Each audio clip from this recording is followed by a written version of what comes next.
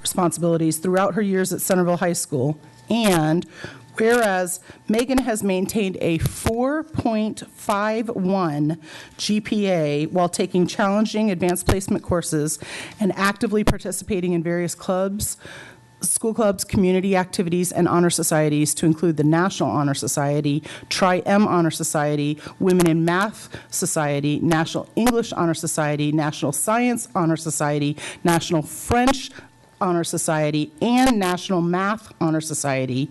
She earned multiple awards for outstanding achievement in advanced placement courses and was a College Board Advanced Placement Scholar with Honors Award recipient and a National Merit Scholarship Award recipient. And whereas Megan is a gifted athlete and is respected by her teammates and coaches, she served as a team captain on the Northern Virginia Volleyball Association Volleyball Club 18s team and the Centerville High School varsity volleyball team. She earned multiple athletic honors to include the Scholar Athlete Award and the Concord District Honorable Mention. She currently serves as a volleyball referee and coach for Southwestern Youth Association Development Clinics. And whereas Megan is a leader in her school community, serving as the director of the Centerville High School Choral Cabaret, student director of Contempo, a student-run a cappella ensemble, vice president of communications of the National Charity League, and student representative to the Parent-Teacher Student Association.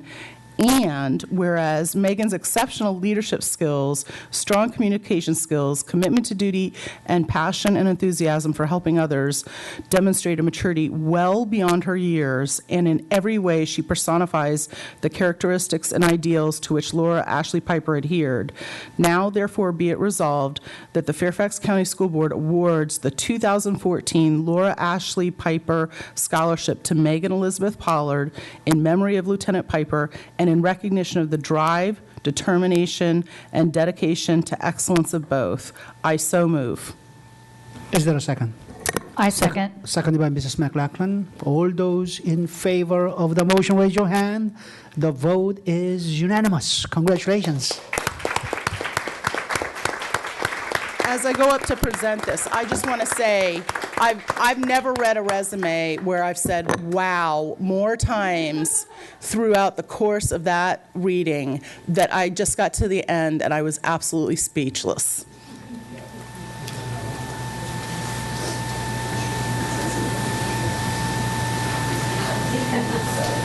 Exciting. The plain resolution and $1,000 scholarship. I think board members will all come to the front. We'll have a group picture with the board members.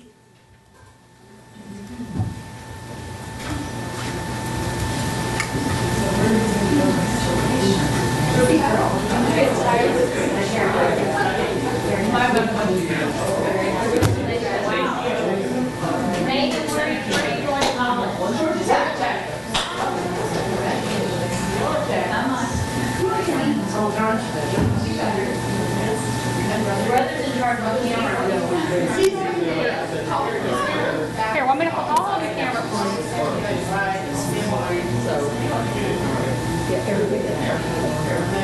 It's nice, very good.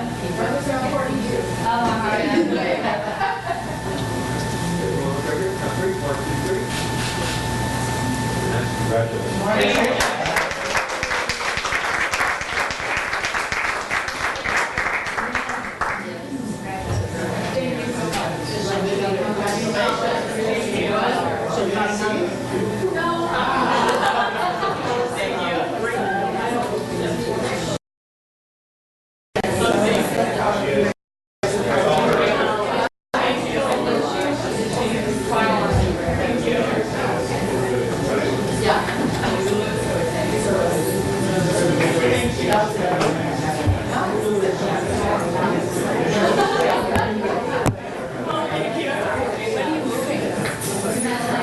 June the 27th, that whole weekend. We start on the 27th, that Friday, and hopefully we'll have everything in place by Sunday. Yeah. Right. Just a couple of weeks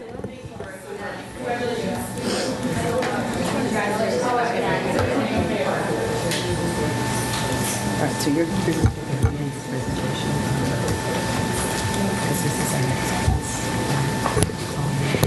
Okay, next we have operational expectations.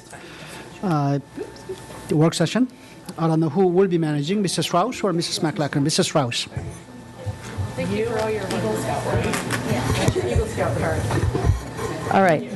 Board members are ready. Thank you. All right.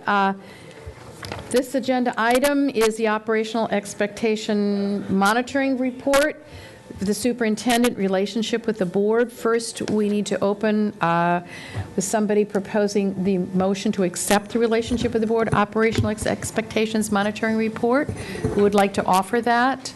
Mr. Velkoff, and a second. Yeah, okay. Mr. McElbean. All right. Dr. Garza, would you like to give us some high points of this? The board has discussed this and been working on this, so Dr. Garza. Thank you, Ms. Strauss, members of the board. Yes, I will only hit on the high points because we have discussed this on several different occasions.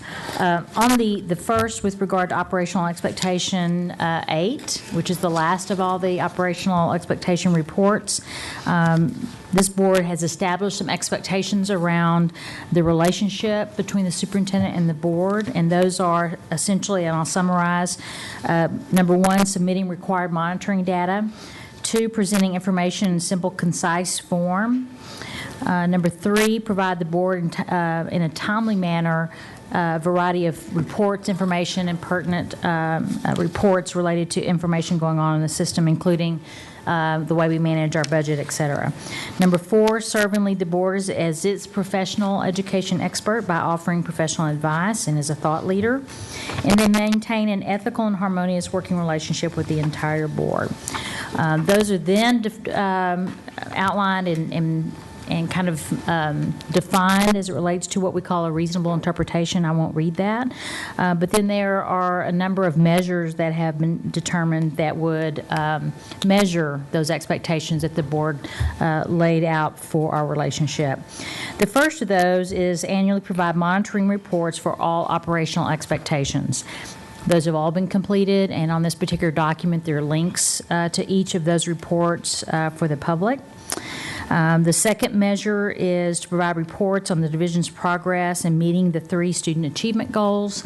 The first of those is Goal 1 in academics. That report was provided early this fall, I believe on December the 5th. We have 2 other goals, the essential life skills, which is Goal 2, and demonstrating responsibility to the community and the world. Those both were presented on May the 23rd. In addition, the passages report was presented at the June 5th meeting just recently. Additional measures and outcomes present information in simple and concise form. Number 3, again, provide for the board in a timely manner information around trends, facts, and other information relevant to the board's work. Some of the measures related to those are the regular updates to the school board through the superintendent update. Those have been organized and so that you can reference back to updates that have been provided to the board in that document. So that has been completed. Periodic updates of major initiatives. Many of those are incorporated into the operational expectations, and then other information that's requested by the board is also referenced in reports, and I'll talk about those in just a minute. Timely staff analysis of all board agenda items. That's done on a customary fashion in relation to the cover sheet and the additional board items.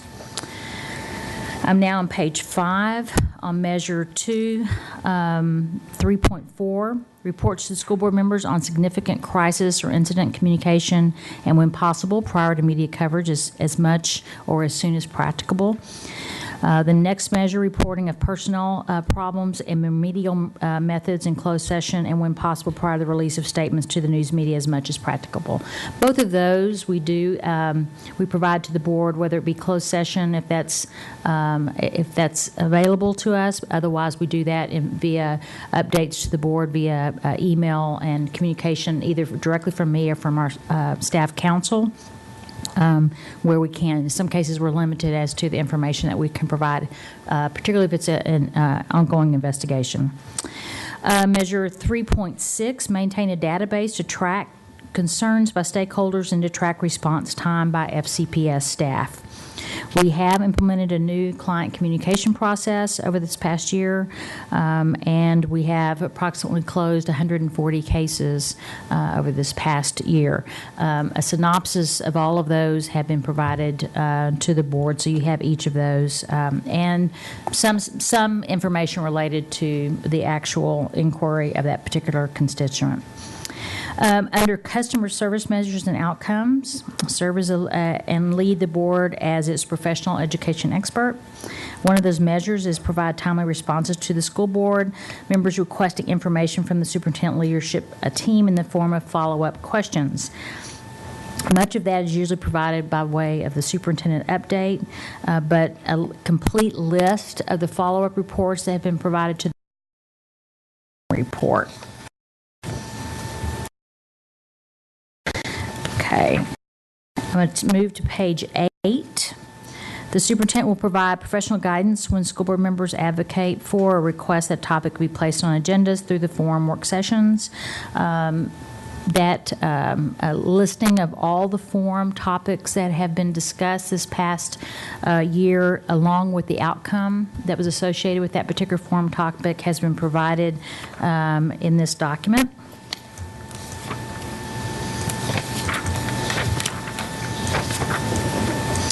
And then on page 13, the 5.1 measure, there will be 2 meetings per year for the school board members to provide feedback to the superintendent. We've actually had more than 2 meetings for the board to provide feedback related to my performance specifically and to leadership team members' performance, and that process has not been yet completed as it relates to my evaluation, so that's currently underway.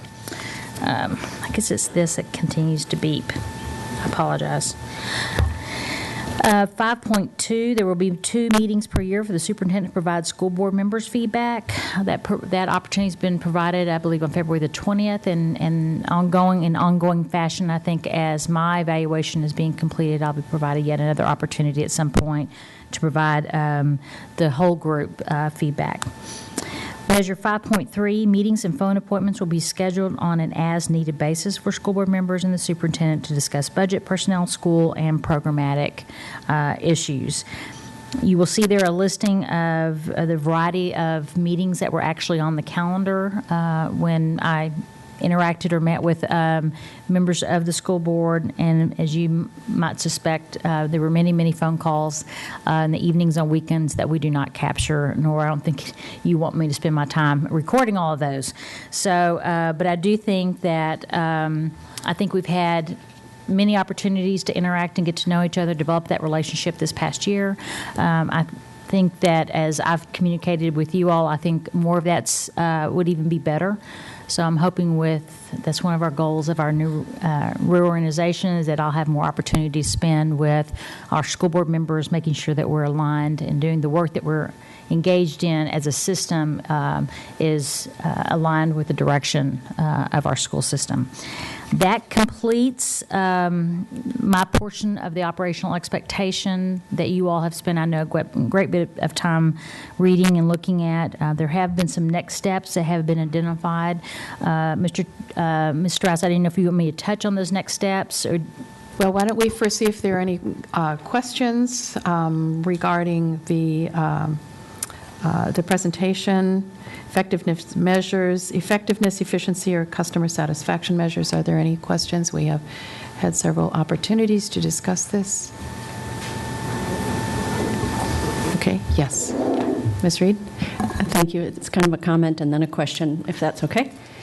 First, I would like to just say from my perspective that Superintendent Garza, you have really made great strides in enhancing both the accountability and the communications to the board and to the public, and particularly given the fact that this was your first year. And I know that's not really alluded to in here, but I mean, this is a very substantial list of your activities, and I just wanted to say I very much appreciate you coming in, jumping in with both feet, being thoughtful, but developing relationships and then making the changes that you saw fit. So, so kudos to you very much on your first year. And Ms. Reed, I don't know whether or not you intend to offer accommodation to be added to this. Yes, I do. We will come back to that then. Oh, if you want to work on that. Okay, and the next, Ms. Smith. I appreciate the clarity of the report. I think it covers a good working relationship that we've had for the past year. Just a couple of editorial comments that I wanted to make. On page 4 in 2/3.1, it references an index to the superintendent update topics, can be found in the appendix, and we don't have, that's not in here, and I can't remember if we chose not to put that as an appendix or not, but that is referenced in that one. Unless I'm missing it. Chris, do you know where they can find the appendix for the superintendent update items? Okay, thank you. And then just a form editorial piece on page 14 where it says next steps. We just need to include school board action because that's where we would put our action that we approve the report. So just when the board takes that action, we can just add that. But really, a job well done. Thank you very much. 6. Any other? No. Okay. All right. Yes, Ms. McLaughlin. Following up on the comments made, especially by Ms. Reed, about your thoughtful leadership that you've demonstrated in your first year here, the accountability component and communications, and relationship building. I wanted to echo those qualities and say that when you set out a year ago that you wanted to strengthen a culture of responsiveness to our community in representing our school system, I want to convey how deeply I appreciate not just your desire, but your incredible execution on that goal. It's been a wonderful year as a board member to be out in the community, and everyone who has had the good fortune to meet you has just been so appreciative of the fact that you not only express that as a value, but that they actually see you genuinely execute in that way. And I think it's just such a tremendous strength for us as a school system when you have someone in such an important leadership position that not only brings that to the community, but also even for the 24,000 employees that you represent, that in demonstrating such a high priority on that, I think it had a very positive influence and helped do exactly what your role is, which is to lead. And when you lead with embracing responsiveness, I think that's helped all of us as a board and as this division. And I hope that will continue to be something that as you continue in your leadership, that despite the incredible demands of this job, that we never lose that piece, because you are such a bright light. And thank you again. Okay, so Ms. Reed, do you want to offer language, a brief amendment to the main motion, which is to accept this monitoring report? Yes. So I guess I want to know how specific I need to be. I just would like words. to offer a commendation to the superintendent. Okay, so you're amending the main motion to include a commendation. Yes. Okay, and we need the words. Okay, commendation on the superintendent's stellar relationship with the board in her first year. Stellar relationship with the board in this first year. Okay, okay, I will read that back. So the motion is to amend the main motion by including a commendation,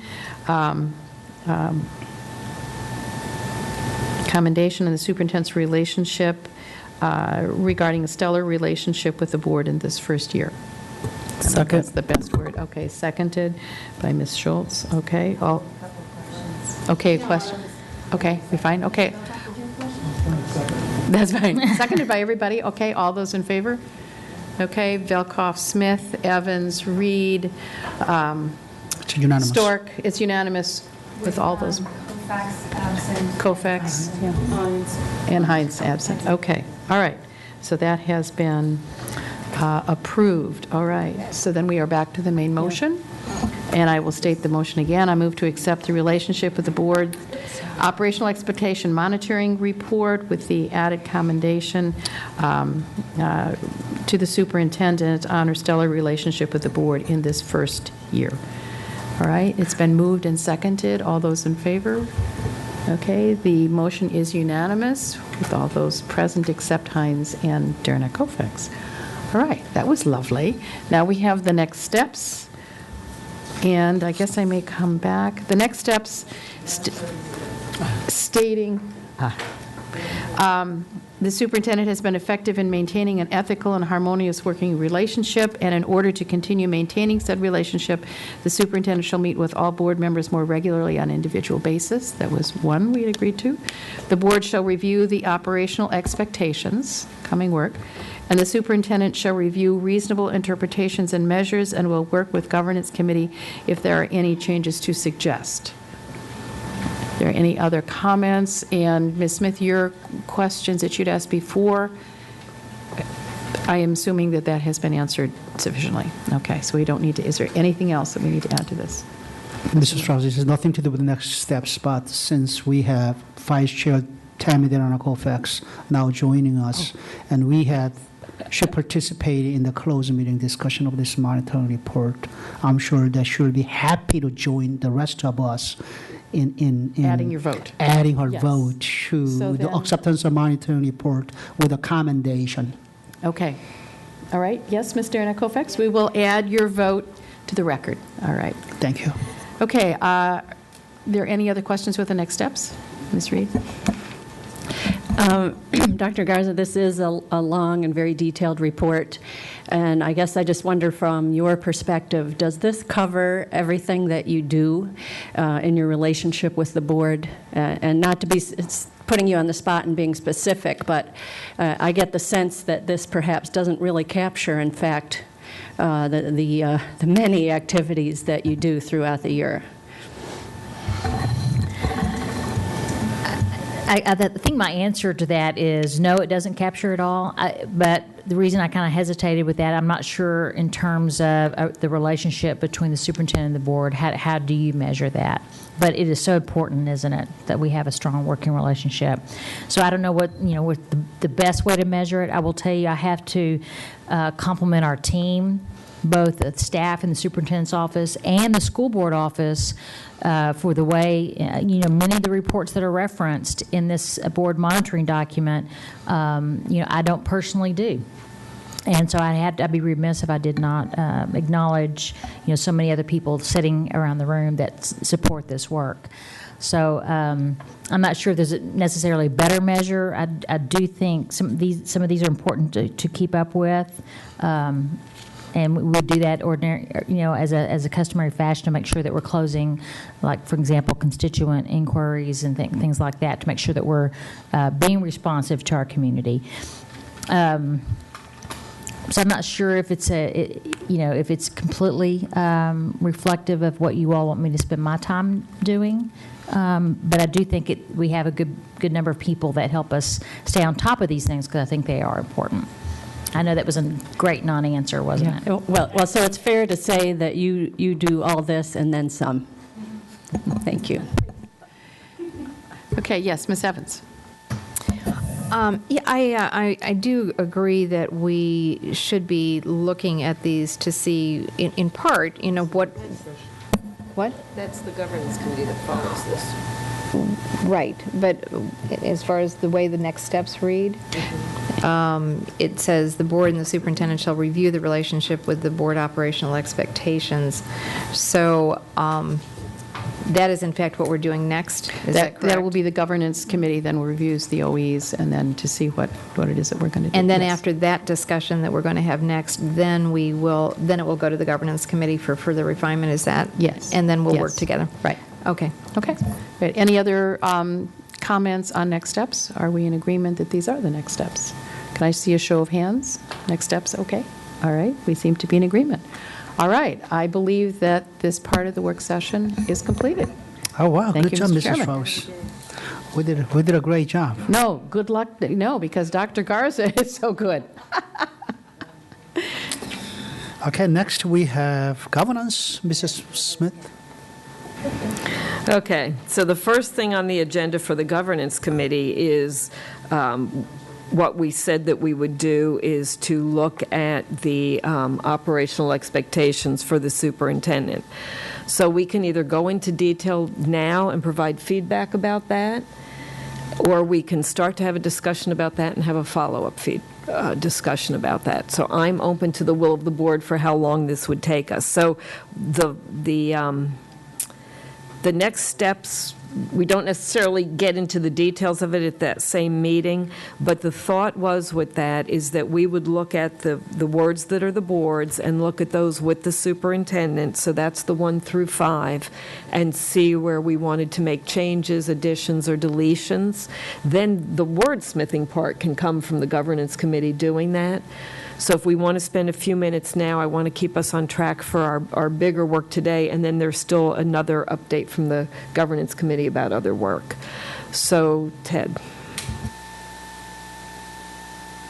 So I find myself wondering what we're trying to cover with this operational expectation, because what we have is an excellent status report.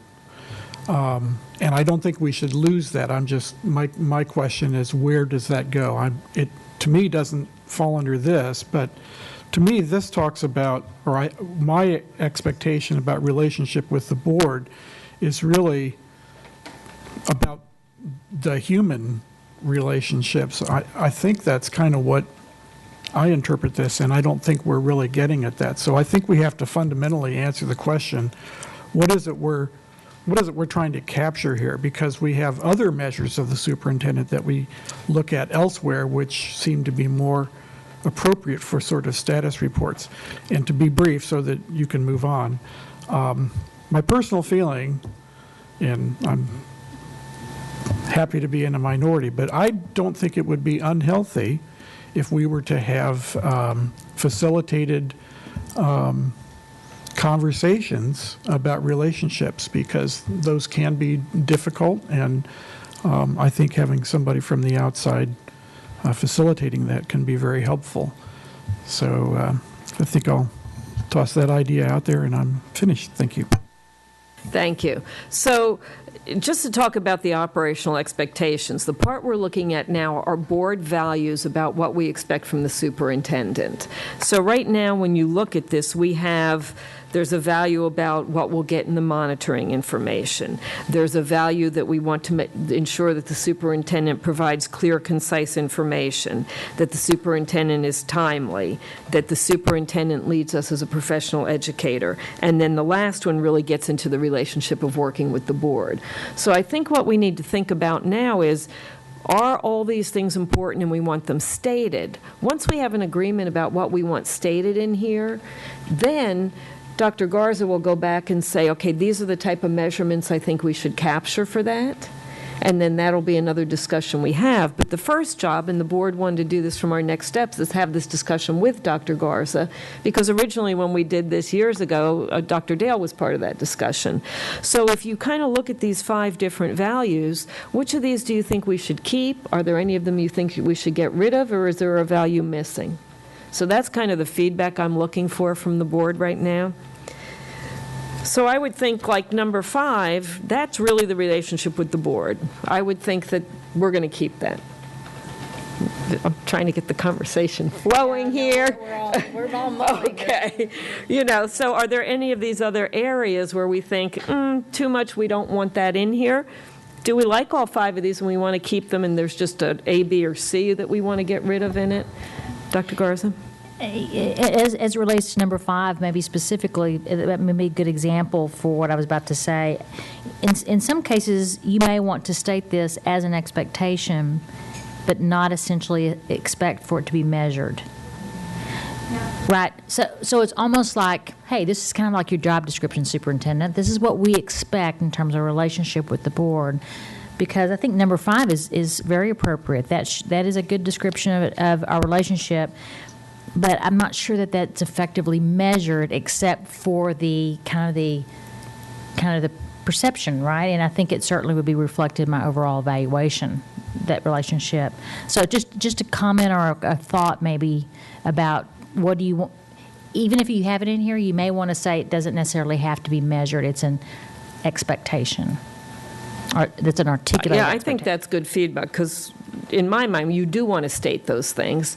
And typically, they're not a problem until they're a problem, but if you have them stated, then you can deal with the problem. Megan?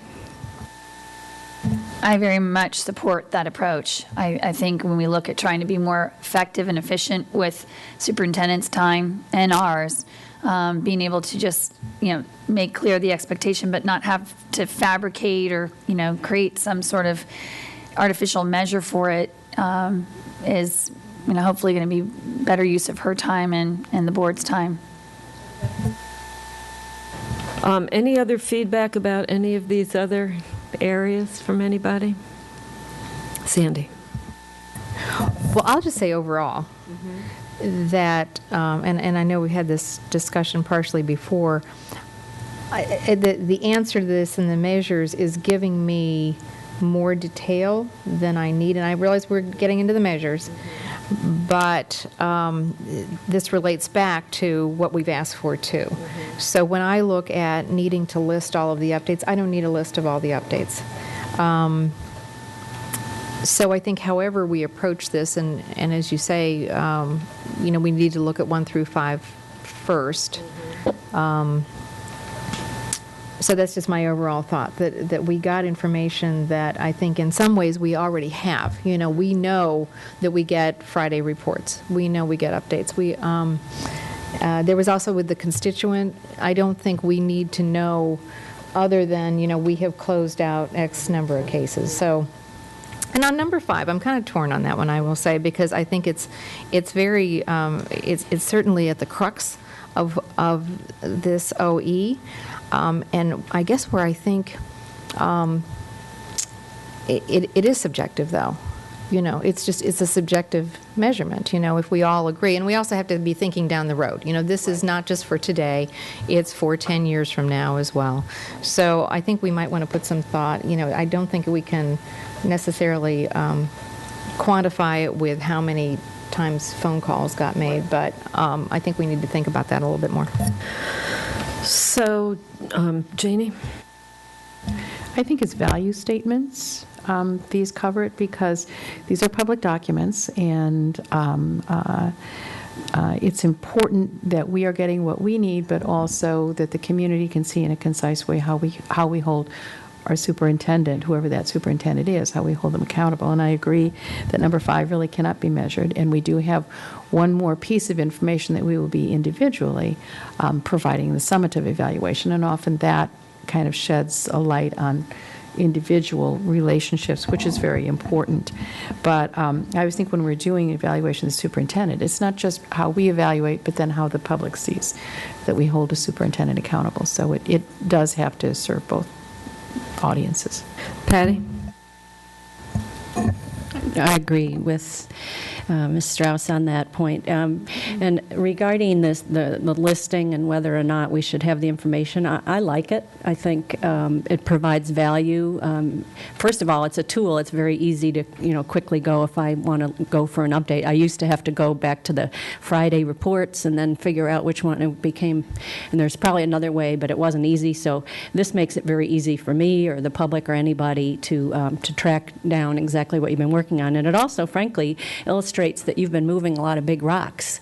I mean, when you look at this list, you went, you grabbed a lot of big issues and worked on them. So I think that is also illuminating. And if we just said, addressed a bunch of policy issues, that's not nearly as, accurate or as powerful. So, but the one thing that I would say as I look at number 5, and I agree that one is the one that really focuses in on our relationship. The one thing that I don't see in there is promoting teamwork. I mean, this idea of a team of 13 and helping us be more focused in our problem solving. And that's very inarticulate, but those are the thoughts or the values perhaps that we might consider adding, that I think we have seen you have provided a benefit in that area. And it just, when I read these, I thought, well, that's kind of missing. This talks a lot about communicating with people, but another great skill that you bring that I think we had asked you to do was to help us get to an answer when we're just discussing a problem, you know, whether it's helping facilitate or whether it's what I'm hearing you say is this, kind of summarizing it in another way. So that is one value, and I don't know what my colleagues think, but I would like to suggest that we think about putting that in there. And again, you know, how you measure it, that's a whole different thing, but right now we're talking about the values. Okay, so I'm going to address that in a minute. Elizabeth, did you want to speak? I wanted to follow up on what Ms. Reed was saying there. I do think that is something that potentially isn't quite captured. And it may be implied, but I think capturing it is important. And I do think that some of the things that we've spoken with you and about, you know, the shifting focus from, you know, the Category 5, you know, hurricane and, you know, multiple blazes that you came in battling, you know, from the outset, that there is going to be a shift in focus this year. And I think the types of things that you said you want to do are somewhat, you know, umbrellaed by a term or a notion of, you know, collaboration and teamwork. And so I would support adding that. So let me just see, like, if people support that idea that the governance committee should come up with language to add to 5 about promoting us as a team of 13. Do people support that? Okay. So this is my takeaway. Overall, we're pleased with these value statements, and we're going to move forward with them. We're going to add the one about, so that would be a next step for us, to add to number 5 wording that the superintendent promotes the board as a team of 13. Okay, and then we'll work on the language. And then my takeaway is the real piece is the measurement piece. We really want some refinement about the measurement piece. Chairman Moon? Yeah, I think wasn't it stated in our next step ask a superintendent review all the reasonable interpretations and the measures, and that will be first. We had to get an agreement where we wanted to go with this, and then the next part will be the superintendent will come up with some ideas about measurements, bring that to the governance committee, we'll hash through it first and then bring it to the rest of the board. Ted? I'm sure I wasn't very clear when I spoke first, but my recommendation would be actually that items 1 through 4 are removed from this operational expectation and put somewhere else. Because to me, what the relationship with the board is everything that's under number 5. Okay, so that's different feedback. Janie? Yeah, I would not agree to that, because ultimately the superintendent is held accountable for the operation of the entire school system, which is why we originally set this up this way. The question is then what is the feedback? What we don't want to create are measures that require more information that we need, but I think for accountability to the public, I think it needs to be reinforced that we do hold the superintendent accountable for all of our student achievement goals, for all of this piece, because that really is the purview of the superintendent to make sure that all of the goals are met. Otherwise, we are only holding departments accountable, and the superintendent only accountable for his or her relationship, individual relationship with the board. So that would be, I would not agree to take those out. I'm going to speak for a second. I kind of support 1 through 4 being there because it's how we expect the superintendent to ensure that the reports and the work gets done to us. I think it's important to state it. I agree with my colleagues that we need to be careful of how we measure it, but I think it's important for us to be clear about those expectations. Karen? Just a thought. Do some of these pertain on a broader scale to relationship and responsiveness to the community on behalf of the board and the superintendent leadership team? And then number 5 speaks to more intimately our relationship and working together. And so maybe there's a way in terms of the governance committee along what Mr. Velkoff was saying, because I think some of these reports are very, very important for us to monitor, because you want us to be responsive to the community. But maybe it doesn't speak necessarily specifically to our relationship. So I think it's maybe a question that the governance committee could take up. Do these need to be separated or categorized differently? And I maybe would have some ideas on that, maybe. Elizabeth? So in trying to maybe connect the dots between what Mr. Velkoff is saying and Dr. Garza is saying, it's almost as if it's conduct of communication with the community on behalf of the board, because there are times where she's engaging with the community at our direction or our request or our, if you will, expectation. And so I don't know if the right answer would be either have this in two parts of we have entitled this relationship with the board, but maybe it's not the right title. And maybe it is, the conduct of the school division, with the community and with the board, because I don't think you can divide what our expectation is of the superintendent communicating with the community and communicating with the board out of the same OE. But what you could do is say, well, this part has to do with what we expect you to do, because if she's not communicating with the community well, that's definitely going to affect her relationship with the board. And I think maybe, Ms. Strauss, if that's where you were going, I definitely see that that's kind of the link. So I guess I don't see it as communicating with the community, because I think a lot of these things reference what the board expects for the superintendent, and it's how we want the answers to reports. It's how we want things to look at. It does affect the community down the road. I think that we might want to title it differently, because the first 4 are really our expectations of how she does her work. And the 5th one is really her relationship with us. I think that is a good clarity piece. But when I look about some of these anticipated significant media coverage, really, we're talking about her giving that to us. So a lot of these that I look at, there's a certain expectation of how she does it for us. So maybe it is relationship with the board and expectations of the superintendent. I don't know how we would put that. So I kind of need some feedback on that so I know if we can go forward, because my first thought was that we were just going forward with this, and I'm sorry I didn't capture that first. I have Patty and then Ted. I think that everything that is here is appropriate.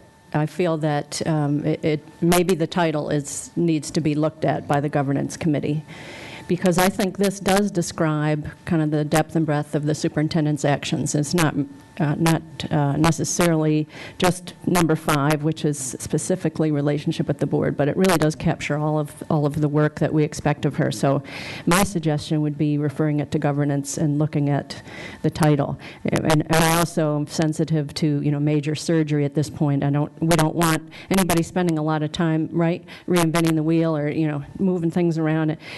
I think that I'm hearing most of us feel that we're comfortable with the content that's here. And so, but we're also acknowledging that perhaps relationship with the board is not the most descriptive title. So, thank you, Ted. Sandy. Yeah, even though I have some thoughts about the amount of information that appears to be required by this, I think we can deal with that in the measurements and not require so much kind of nitty-gritty information, because that's not really what this is about. I do think it's fundamental, though, to the relationship of the board that we get accurate, timely information, and that's a critical piece of this. So I do believe that needs to be captured. Down the road, does it have to be laid out in detail? Maybe not, but... Thank you, Sandy. Tammy, then Janie. Sorry. I think I concur with what my previous colleagues have said, particularly Ms. Reed. I think when you talk about this, and I'm just trying to, I was trying to think of a title and I don't have it yet, but I do think, I mean, this is the substantive amount of work that we require from a superintendent. And since that, and maybe, you came up with relationship with the board because that's the only person that we hire and or fire, and it reports to us directly. Everything else is not under our authority. So perhaps that's how that title came to be. But I do think if it makes people more comfortable, you can look at that. But as Ms. Reed said, I don't think substantive changes need to be done. We can talk about what comes out as far as the amount of information that we actually need to see. But I think, because otherwise with what you're left at is number 5, which is a touchy-feely kind of non-measurable event, and that doesn't seem right. So, Thank you, Janie. Then Ilya. Okay, I agree, maybe retitling this or sort of breaking it into pieces a bit. I know that you all are also looking at the new state requirement for superintendent evaluations. That's the next work session. Okay, I know, but I'm assuming that will also inform us as to revisions, modifications of this. Is that correct? That's fine. Yes and no. Okay, well, that's fine. I'll take a yes and no. So anyway, I would support retitling whatever, and even the operational expectation, because the operational expectation leads off with very specific, much more specific relevance to number 5, and we are including more than that in this. So some wordsmithing and I think clarification. Thanks. Thank you. Ilyang? I basically agree with Mrs. Reed and Mr. Colfax, and maintaining 1 through 5 is a very important value statements from the board, and also most of the information presented in this monitoring report. It's not just for the board, but public to see what sort of relationship the board has with the superintendent, how timely she's being responsive, to us. Thank you. Okay, so here's where we are. We're pretty much fine with 1 through 5. The governance committee is going to look at adding the one that I think it was Patty recommended about the teamwork. We'll also consider whether we should change the title and whether that first little paragraph needs to be changed to be more comprehensive. Okay, so those are my next steps. And then I don't want to lose the fact that Ted mentioned about having a facilitated conversation about the relationship. And I don't know if there's feedback about that now. We just hold that idea and address it later. I think we hold that idea until later. Megan? Yeah, I just had a quick clarifying question because I wanted to make sure I understood what Mr. Velkoff was advocating for. So I'm a little unclear. About the facilitated conversation piece? Yeah, I mean, I think it's a wonderful idea, but I guess I was trying to understand if there's something we're not aware of. Okay. Yeah, that's sort of, I guess, directing this request. Ted? I may be the only one with this view, but I think that there are issues about how we all 13 communicate, and they're difficult conversations, and I would say we don't have them. And my suggestion here is to try to get some of this stuff out on the table and discussed between us. And I think that that will not be fruitful unless it's done with a professional facilitator. So yeah, I think that was helpful to get a little bit more of where you're going, because I think I agree with the 12 of us, very diverse perspectives, and we're in our 3rd year together and we're still working at it.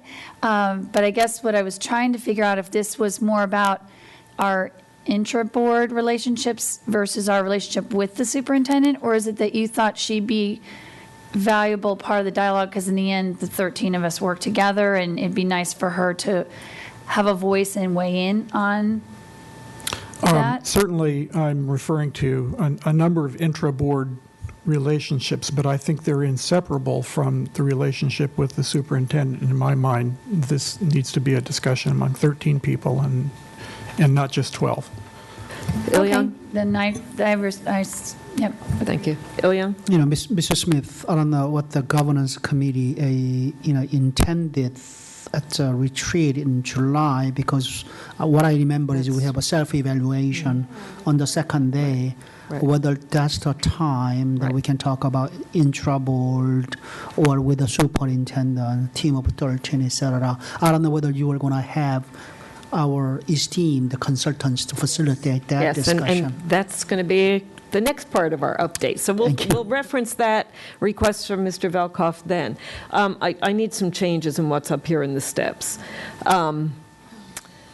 Are we fine with measurement for number 5 not required, or is that going to be, that's going to be a next step? I think that goes too far. Yeah.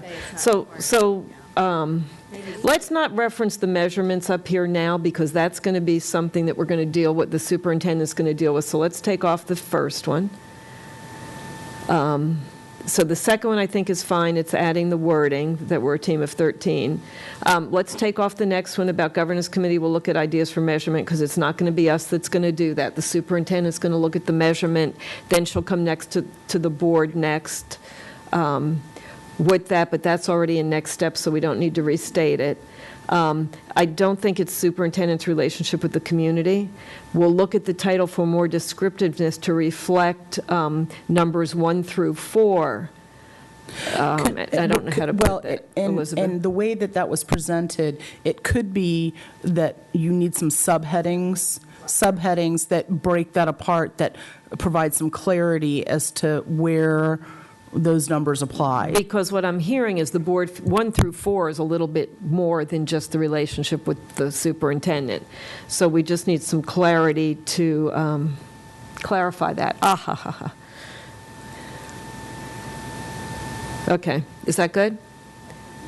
We know what we're doing, as long as we know from this, yes. You don't need the superintendent to look at the measures. No, because that's in the next step from the report. So that's going to happen anyway, so I don't think we need to restate that. Okay, so are we fine with where we are on this? Okay, let me get my computer up and going so I can get to the next part of the governance committee update. So we're good with that. Get back to the Okay, so now we're at the update from the governance committee. And the governance committee, this thing is so slow to change, had direction from the board when we did the, I'm sorry, the treatment of community stakeholders, OE. There was a I don't know what this is. There was a request to add, I don't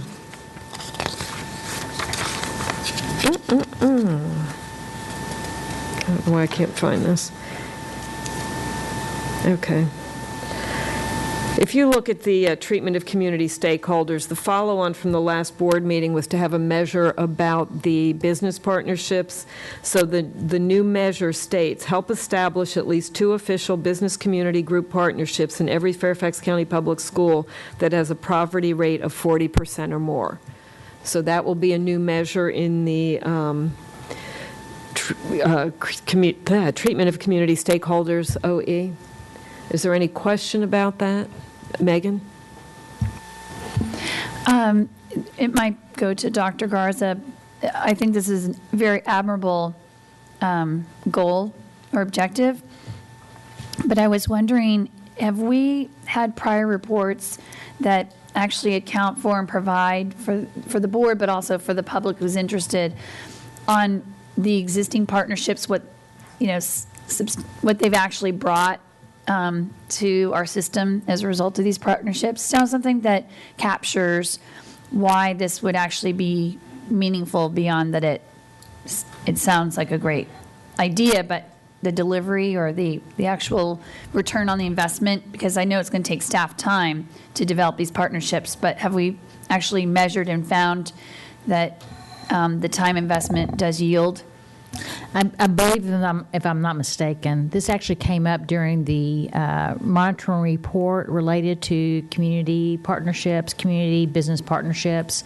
And we have quite a number of partnerships, but they tend to be, we have less success in some cases of establishing those relationships in our areas where we have the greatest need. And I believe there were a couple of board members that suggested we need to make that a priority. Whether that is the best measure or not, that did come from staff. Jay Grant and Barbara Hunter actually worked on that with, I believe, came to governance on a couple of occasions. So I have confidence that it's something that we need to measure, that we can measure, and will pay off dividends, because we need to make that more of an emphasis in those schools where we have the greatest need. Did I capture that correctly, Ms. Smith, in terms of governance? Yes. This is what I hear Megan saying, and you tell me if I'm wrong, is that are we measuring the value of the partnerships to schools? Is that what you're saying? That there is a benefit to having the partnerships? Yes. Yeah. I mean, in other words, like, this is a specific measure which I support, trying to get those business partnerships for especially our neediest schools. I was just wanting sort of a refresher on the existing partnerships that we have, that it is captured somewhere that says, by virtue of these community partnerships, each year we benefit in the following ways. And then it sort of describes whether it's the donations, whether it's, support of our programs, things like that. So when the public, in order for them to also understand why we've made this a targeted goal, why it's important, it's a way to sort of point to it and say, look at all the things that we've gotten from our current partnerships so far. I apologize. I didn't capture I didn't obviously get your question then accurately. I do think that we have captured in total, in summary, the benefit of the partnerships, and we can enumerate those.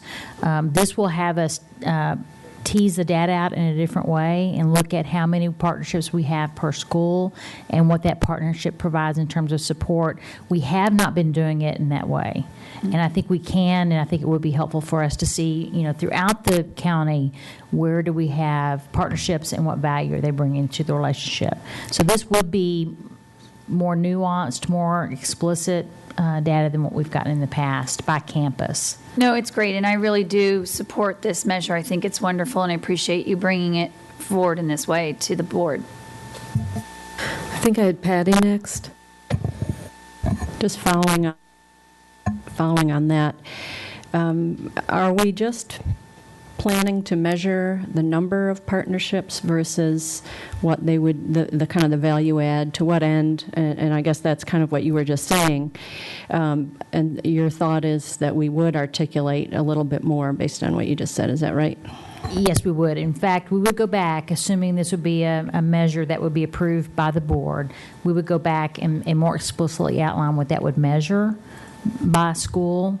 And I believe it would not behoove us just to name the partner. I think we have to talk also about what that partnership brings to the school. Right. Okay. For it to have some meaning. So I get your point. I think it's a good one. Okay. And then follow-up question is there a rationale for at least 2 partnerships and 40% poverty rate?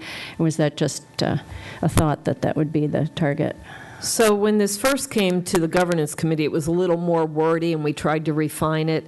The discussion of the board, when we asked for this to be there, gets into the inequity in different parts of the county and the value of partnerships, and it was staff's idea to do at least 2. So I think that's probably from their work to see what benefits a school. So this was definitely responsive to the concern brought by the board at that monitoring report. I just wondered if maybe it is a term of art when we talk about our highest poverty schools. Is that 40% or more typically? Or well, we use the criteria, the percentage for Title I, those schools that qualify for Title I services. So we didn't just pull it out of the air. It came using that as a barometer. And I think it's a starting point. Is 2 the correct number? Are we going to get there at every school? Maybe not, but I think once we start to collect the information, it'll give us some insight as to, was their standard too lofty, not lofty enough? And so I think once we start to capture the information, it'll give us more to then maybe refine it over time. Okay, makes sense. Thanks. Tammy, then Jane. I'm trying to recall how this came to surface. I think I was part of the conversation, but I do believe we don't what we do is we have it, but we don't currently report on it. Correct? So I know from a fact that some of the schools that I wasn't aware of some of the partnerships, and I have talked about that. So this will capture it in a more concise way. I think you'll find that some schools, like you said, already have partners, some don't. I think it's very important that we talk about what this partnership brings to the school, or does it bring, and how it affects the whole school community. The 40% is interesting to me. I guess 50% would actually be Title I, but 40% is the tipping point. No, 50%. It changes? Well, Can you check to see what percentage of poverty qualifies? for Title I, It's variable. I know it's variable every year, but what is it right now? it's 40 now. Around 40. Okay. Because all right. the first- my correction, I'm sorry, I wasn't. Yeah, the first language that came to the committee wasn't specific enough, and that's when staff came up with the 40%. So it just gives us a target. Okay, and then this is, as long as I'm on questions where I'm uninformed about, I will add this one. What do you think, Dr. Garza, would the foundation play any role in establishing these partnerships, or is the foundation, do you see more of that broad brush, big picture, and this is a different role? Right now, and Dan also is on the board, so I don't want to, if he has something to add, I'd invite him to do that. The foundation is, right now, our way of seeing it as a strategic arm of the division. So as we complete strategic planning, if we see priorities that are important to the division, we've already started working as a board to align those buckets of work around the foundation. We're trying to prevent the foundation from from establishing partnerships, Okay. because it's a very different approach. But Right. we have a wonderful team that does that. Jay does a great job. Grant does that. Now, are they complementary? Yes. But I think we're trying to see the foundation as much broader, That's what I more assume strategic. that. But I also do know that that particular area of staff, I know they're pulled very hard already. So and to add this requirement, that's why I was wondering how we could achieve that goal, and that's why I asked the question about the foundation. And I don't think Jay has to do it by himself. In some cases, and by the way, he was there for all the conversation. He in fact came back with this particular suggested language and was at the table. He does a great job. I think with you're right, with limited resources, but in some cases it's helping engage our principals in helping forge those relationships, but also helping us know about those. In some cases, they may have a relationship with a business partner, across the street, and we might not know about it. Mm-hmm. So it's establishing some different expectations too of capturing the information. Okay, thanks. Janie? Just a little bit of background. We've done business partnerships for a very, very long time, and we continue to struggle, particularly in parts of the county where you don't have the major corporate offices. And so this refocuses us again. It's often the Route 1 corridor, sometimes Mason, where we maybe have, because for some of the larger corporate offices where they give release time to their employees, which is often extremely valuable in mentoring and actually coming into the school, there's a geography problem if you're having to drive from one end of the county to the other. But we have to somehow get up and over that challenge, because our neediest schools need the most people to be able to come into the school, provide mentorship, guidance, what have you. So it's not just money, but it's people and relationships. So this helps to focus us once again. How can we figure out how to do a better job with this? Because those kids need the help of the business community the most. Okay, so I'm looking for consensus that we can add this measure to the OE.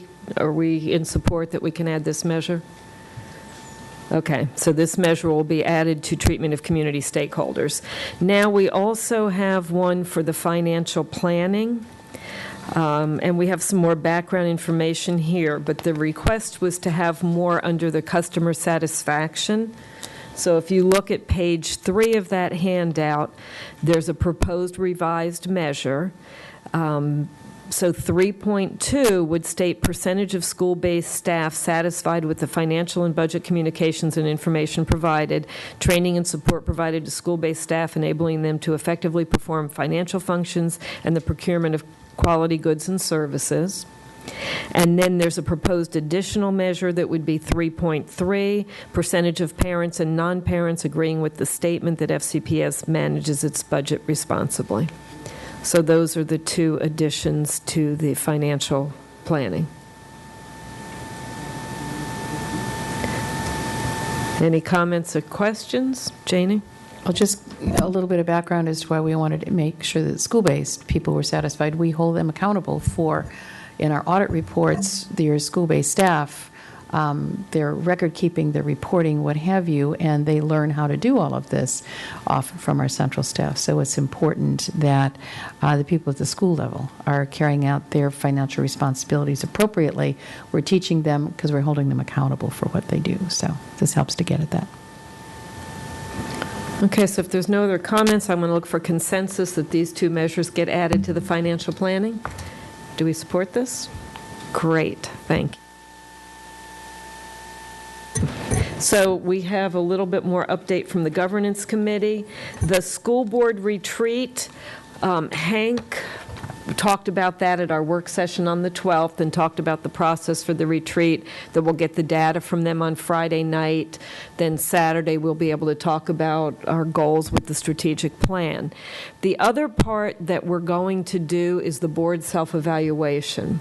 And what the governance committee is suggesting is, rather than doing dots, that Hank has put together, based on the pages in the governance manual that we did with the dots, Hank has done that in a survey form. So he will be able to email that to each of us. We'll be able to fill it out with the 5-point scale, strongly disagree to strongly agree, and then he'll be able to have the data gathered before we have the work session, and he'll take us through the facilitated discussion that will be about the results, which I think was a great suggestion from the governance committee members, because that way the data is done ahead of time, people can be thoughtful, and he'll be able to have a report and get us through the discussion of that. So I'm hoping you'll accept that agreement. There's a couple of editorial things that need to finish with it, and I don't have my detail about the timing. I think that when I spoke to Hank, what we wanted to do was get it to you and have you get it done by June 30, which gives him enough time to compile it, but we'll send it out to you with the link and the information about the timing. But I think we talked about June 30. That gives him time to compile it. Any questions about that? Okay. Oh, Megan? Are you taking questions about that second half of the retreat related to the board self-evaluation? Sure. Okay. So it's it's more of a proposal that I wanted to share with my colleagues, because I sit on governance, and I had mentioned to the committee members that it had been raised prior to our January retreat, this suggestion, and then because of everything we had going on, I didn't bring it forward. But I wanted to bring this for your consideration that, as you know, the Minds group that has been doing the pilot at Walt Whitman has offered to come during the lunch break and do sort of a very small exercise on mindfulness to just, for board members who would be interested, to walk you through and kind of experience what that would be. And I actually thought, considering how challenging sometimes it is to do that board self-evaluation, a little bit of that exercise could actually be meaningful. So I wanted to bring that possibility to the board for consideration. Again, not wanting to take up any time from the agenda, but it is something that was offered as a possibility, because if you've never experienced it or seen what it is, then it's sort of hard to have that dialogue at a board level about mindfulness training and benefits to students.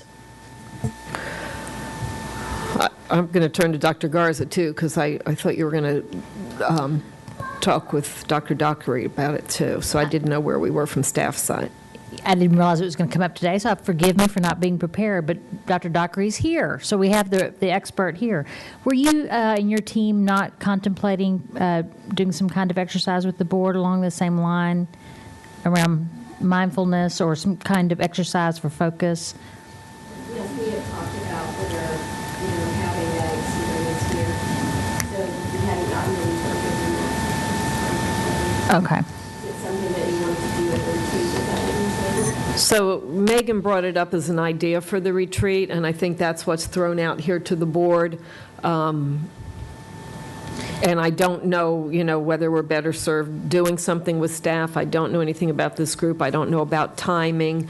So I think we need to have some of this out here so we can address it. Ilya? I don't really want to have the mindfulness exercise at the board retreat.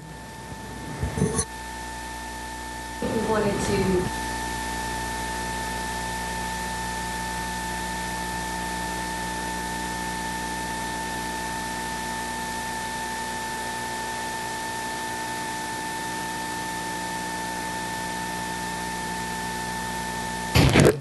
So I think that there was desire to let you know because we had emailed the entire district and there were questions and it was more of an informational.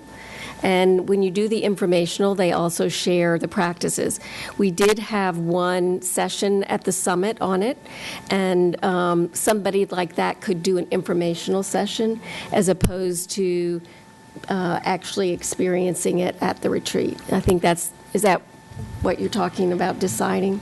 I mean, the way I threw it out there, because I was being respectful of the fact that we never have enough time in our retreats, but this just keeps getting tabled. And as a school system, if we're talking about social emotional learning and 21st century skills, looking at the benefit, this is a national effort to try and help our students learn how to reduce stress in their lives, and for our employees too. The point was, contrary to what I think Mr. Moon thought he heard, it was going to be a voluntary, you could have one board member decide to do it during the lunch break, or you could have 5 board members, or you could have all 12.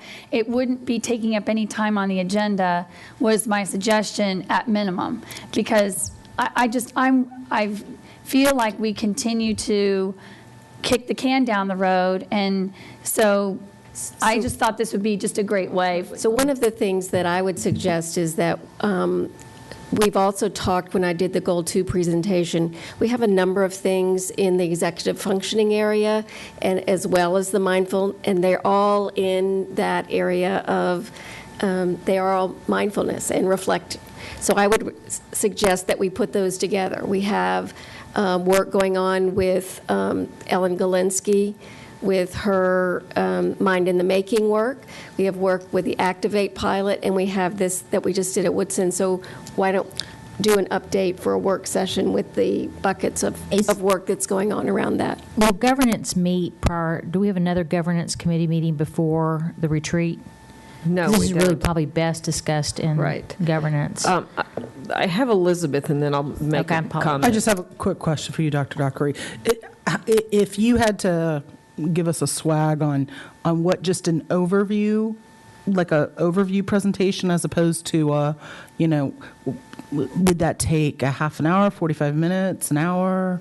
I think an overview that we did at the summit was about 30 minutes, and then questions. Well, so I would be in favor of just like a presentation on it, because as a result of the listening to her, and then for me it was the West Springfield remodel, a lot of us didn't get a chance to go to it, so I wouldn't mind like just an overview for the board, but So here's my concern in it, is that listening to how Hank talked about everything we have to do in the retreat with the strategic plan, it's just a matter of timing and how much time we take. So are we better served doing that presentation at a work session that, and I don't want to just overstep the chair, that we say 10 o'clock, we'll do that on a work session day, or something like that, that we need a more comprehensive look. Well, and where I think that fits is there is that definite place in the portrait of the graduate that has the goal-directed and resilient. And so within that, we'll be needing to develop goals around that as it goes forward. And so a work session on with that, as well as the other things we're doing in the area, I think would be in alignment with the portrait of the graduate. And I'm going to elaborate on that. I do think there's a time and place, but I worry about us not getting all the strategic planning work done, plus the big piece on the self-evaluation. But not to take away from the suggestion, because we are going to have to develop plans around what you all establish as priorities. And I would venture to say probably that work that's reflected in the portrait of a graduate, that fifth domain, will have to develop plans, and we'll need to present those to you all as recommendations. Tammy? So, Dr. Docker, your suggestion would be to have a presentation on what mindfulness can bring during a work session where we talk portrait of the graduate? When we're looking at that. When we're looking at that that work last session is. Okay. I would be in favor of that, because I too was not able to attend that session, and I am really not aware of what mindfulness encompasses.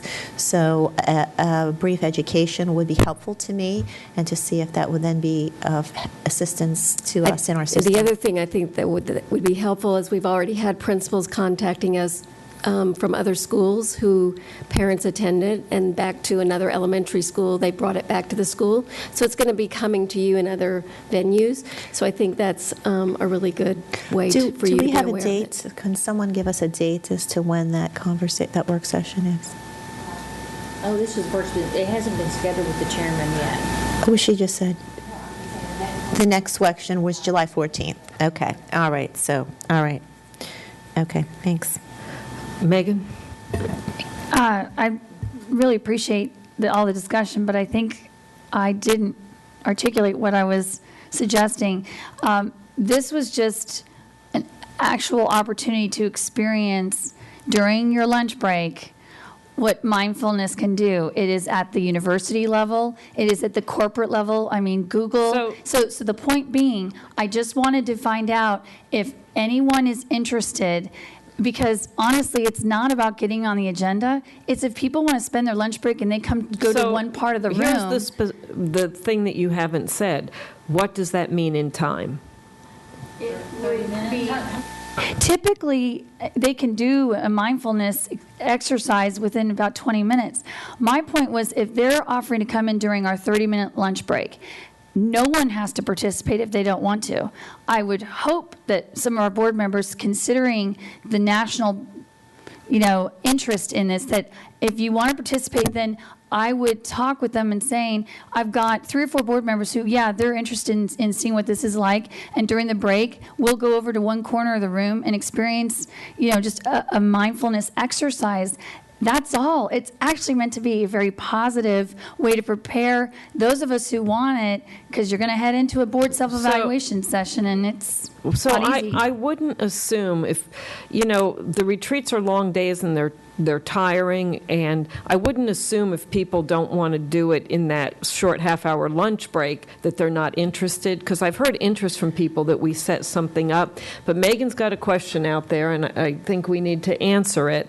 Is there interest during the retreat to have somebody come in and do that? During Sandy? lunch break, would you like to experience the exercise? This way I can let them know whether they send someone over. Again, it's just to have the experience of it. I was just wondering if an alternative might be to come earlier on Friday for them if there was enough interest. I'm just thinking our lunch breaks are actually pretty darn quick.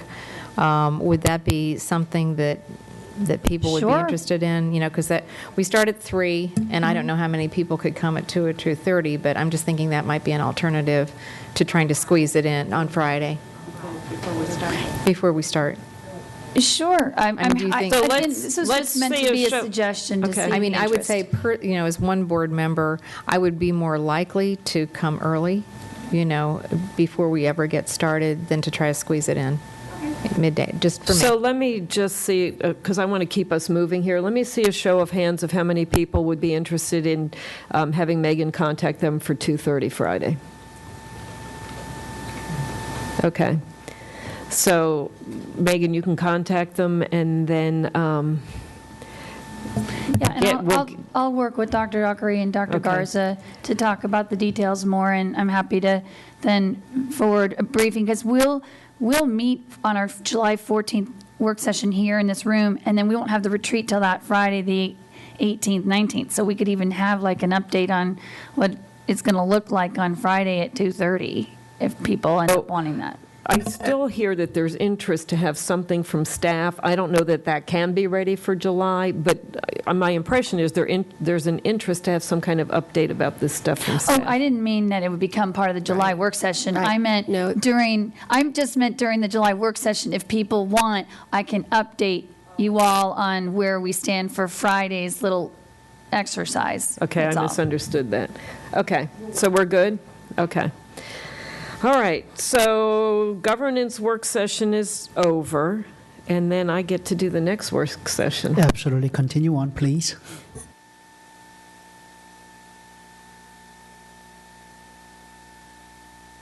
All right, so the next is from the Ad hoc Committee on the Superintendent's Evaluation.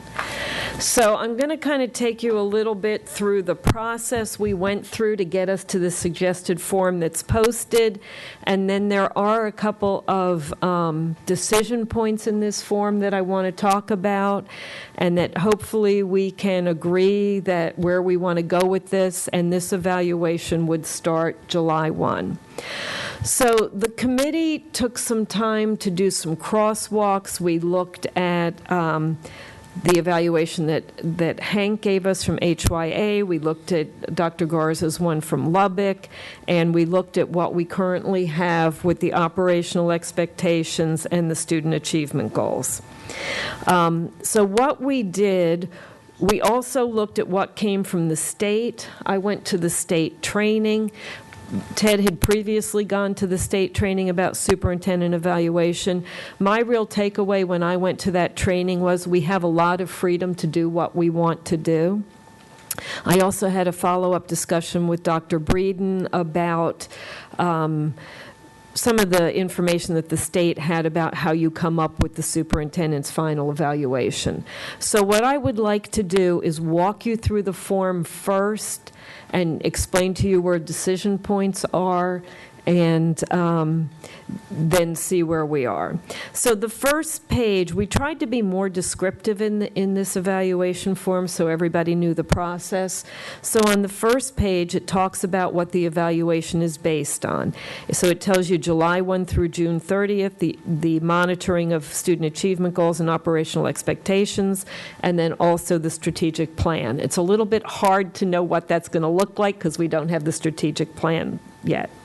So next listed on the form are the student achievement goals, the operational expectations, and whether there would be superintendent priorities. Remember, this year in the superintendent's evaluation, we had priorities that we put in based on our retreat last July. So that would have to be determined where we go there. We wanted to make it clear on this form what the timeline is for the superintendent's evaluation, so it was clear to everybody. Mr. Stork had suggested that in September, everybody gets a blank evaluation form so that you could remember what we're evaluating the superintendent on, and this lists the meetings for when we have closed meeting and getting us through the process so everybody can remember it. So the next few pages in this form, the state has the performance standards for the superintendent. And what we decided to do was break out the superintendent's evaluation to those 7 performance standards. So the language that we're using here, we took from what the state has. We also, the state, when you see highly effective, effective, developing needs improvement, and ineffective, those are the words our staff uses for the evaluation of teachers and principals. The state language was a little different in some of those categories, but the committee decided we wanted to mimic the language that our staff uses. So you see the description of what it means in each of these 7 performance standards to be highly effective, effective, developing, needs improvement, and ineffective. And then the indicators, you see the box with the indicators, that's where we did our crosswalk to see which parts that we use for measurement are reflective in the different performance standards. So as a board member, when you're considering whether the superintendent, where she falls in this, you can use that data to help inform your thinking. Then there's room for the individual board member comments on the form, and those are the comments the superintendent would see like she does now from every individual board member. So I'm not going to go through each of the 7 performance standards because I think those are clear and those are what are from the state. So now we get into the discussion of how we do the ratings and the rankings to figure out where the superintendent falls. And with talking with Dr. Breeden, because the committee was concerned that if you did this numerical calculation, it might not lead you to where you seem to fall with whether the superintendent ended up highly effective or effective. So really, the top form here does take you to a numerical calculation, but the bottom form does not.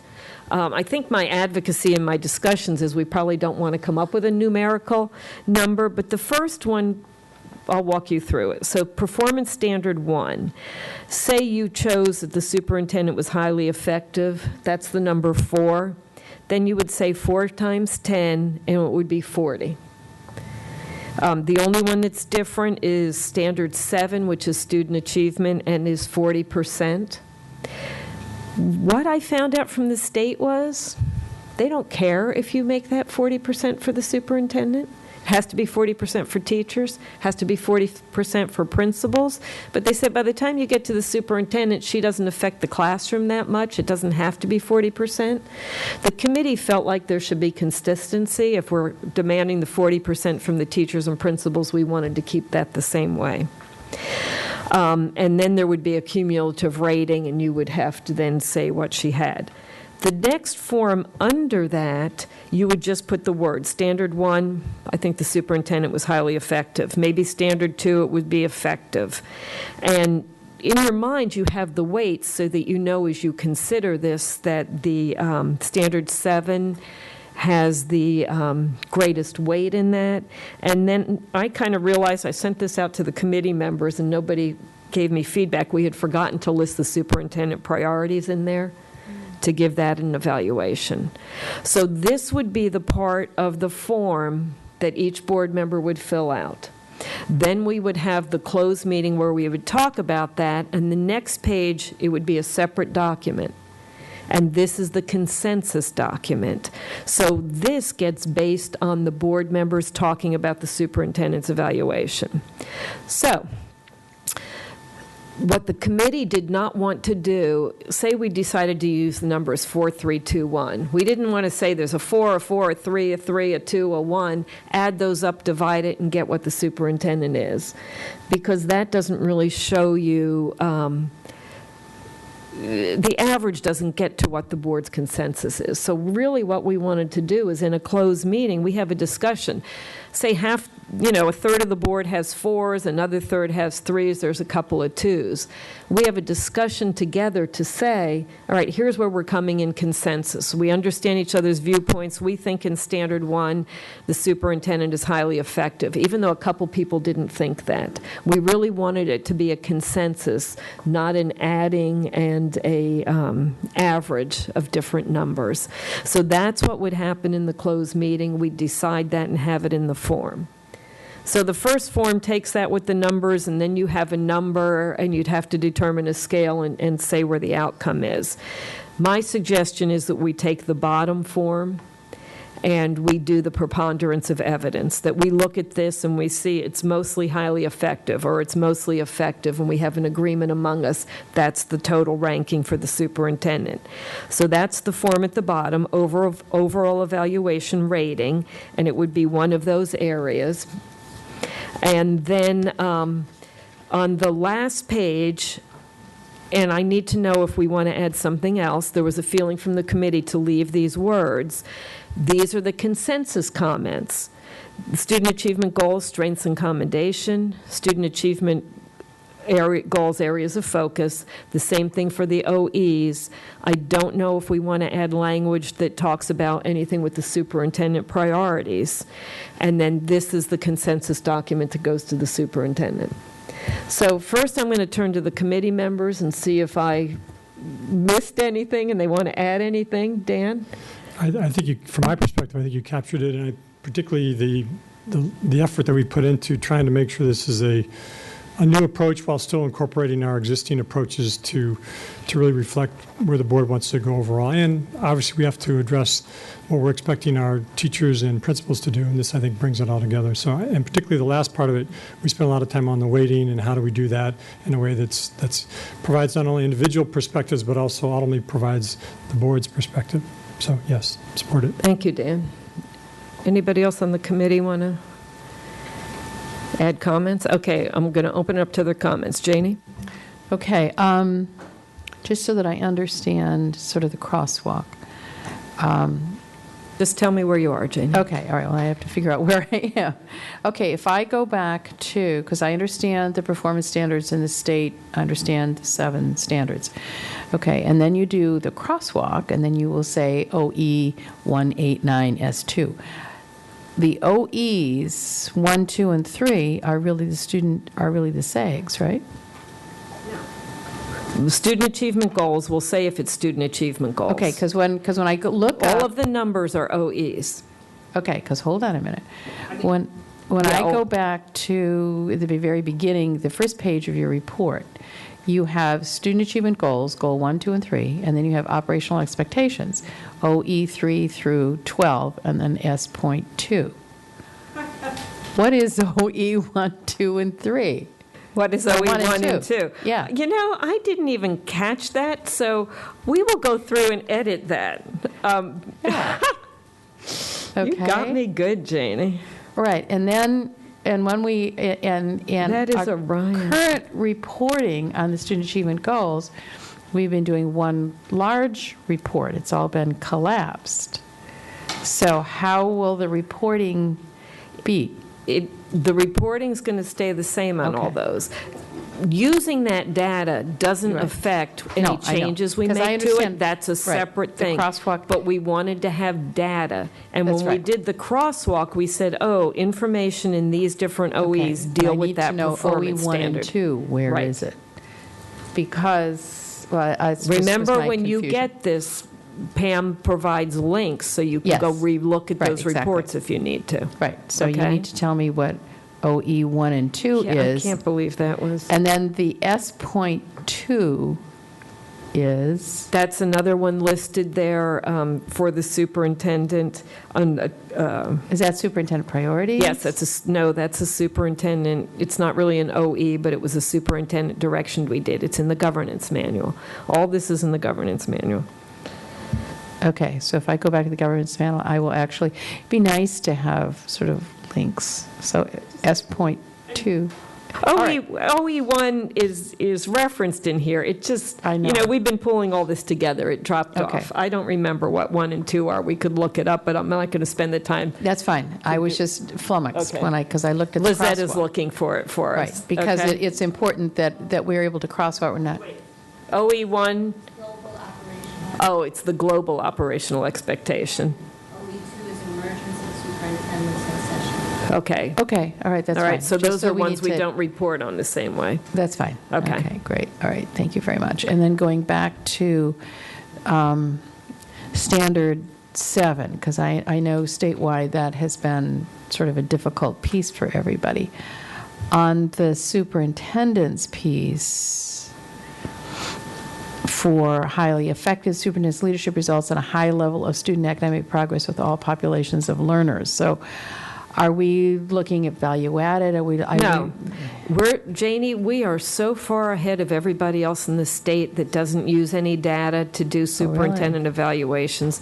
Just by having the student achievement goal reports, we're capturing the data about student achievement. All right, we are way ahead. Okay, so whatever it is, the way we currently capture it and the way we evaluate the measures, that will satisfy absolutely that piece. Absolutely. Okay, so we're not having to put in value added over 1, 2, 3, 4, 5. We're not going to add any other new data collection. Okay. The We're data collecting collection we have is way beyond anything people in the state already do. Amazing. Okay, great. Thank you. My questions.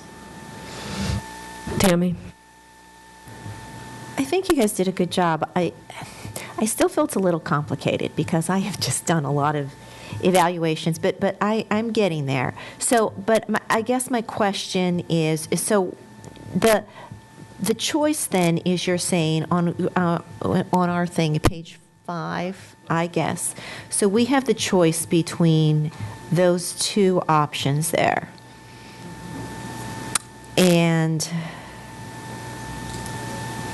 But then basically, after we even have that choice, what we'll do is we'll have that discussion as you referenced. Here was what was really bizarre. The state had come up with a scale, and it wasn't even between the rankings. If you were highly effective, it was between these numbers, and it was just, it felt like it would take the board too far away from our decision-making, from what we really thought, to come up with this numerical value that you might look at and say, well, that doesn't capture where we think she is. Okay. So that's why my recommendation really is that we take the bottom of the two charts. And remember, if we find we don't like the way this works after a year, we can tweak it. Okay. But I think Ted had brought that up in the discussion at first when we started looking at the numerical scale, and we tried to start to play with it of how is this really going to work, and that didn't seem satisfying. Right. Okay. Thanks. Ted? So in the event that I contradict anything that I said in our committee meetings, I beg forgiveness in advance. Let me see. Looking at this chart, I actually have a preference for the first one, that we each are, when we're going to be doing this, right, 1 through 7, we're each going to come up with a number that corresponds to one of those things, and it will produce a weighted total. And if you take the 12 members' information, there will be some kind of statistical display which will show us how they're grouped. And I would think that would be valuable information when we all get together and then start going through the process of deciding what is the board's recommendation. So I don't see any harm in giving board members the first one. Then as I understand, I think we're saying that the process is then the board gets together and we're going to go through each standard, and we'll see, we will all have our opinions, we'll all have registered them, it'll all be displayed, and there will be a consensus agreement among the board on each one of those, right? Right. Okay. The only difference is numbers compared to words. And it's so funny because I based that on what you had said in the committee. So in the first version of that chart, the numbers are there for you, 4, 3, 2, 1, from highly effective to ineffective. In the bottom chart, it's just, 3 board members said highly effective, 2 said something else. You would use the words instead of using a number. That's the only difference. Does that make sense? It's a statistician. Yeah, I think we're going to use numbers anyway in our heads. I don't see any value in pretending that there aren't numbers associated with these things.